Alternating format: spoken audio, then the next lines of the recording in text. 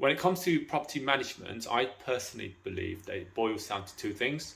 The first is always making sure that you're saving the landlord client as much money as possible. It is a financial investment at the end of the day. So as the lettings or management agent, you have to be sensible with your financial decisions on their behalf. The second is user experience. So in this situation, the user would be the tenant, and just always making sure that they have a high quality of service all the time.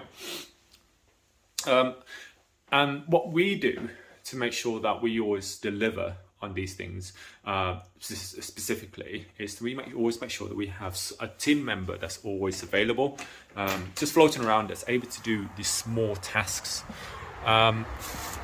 So let me give you an example. So in property management, all landlords, they always have access to a network of dedicated trades.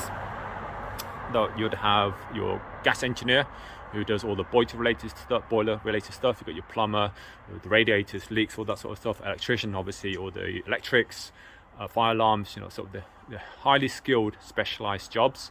You got your handyman that kind of does a bit of everything. But there are situations, for example, where let's say the boiler pressure is topping up. Normally, yes, you would ask the tenant to do it. But that's not always, in a HMO for professionals, use that scenario as an example. With a HMO for professionals, normally, yes, you can get the tenants to do it, but that's not always sensible.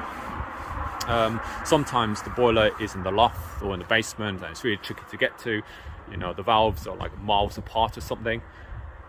It's not always a good idea to ask the tenant or get the trainers to do it. You can train them over time, but with HMOs, tenants come and go. There's like 6 of them in a house. Sometimes it's just not worth it.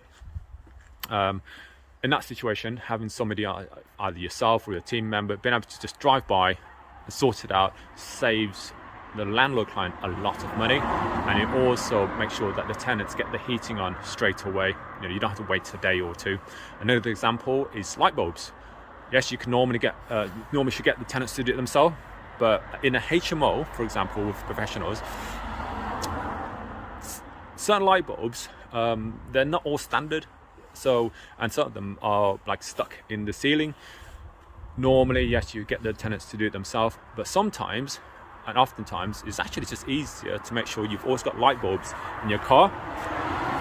So it's a mixture of them, and just do it yourself. For example, that's what I'm going to do today. Or have a team member do it.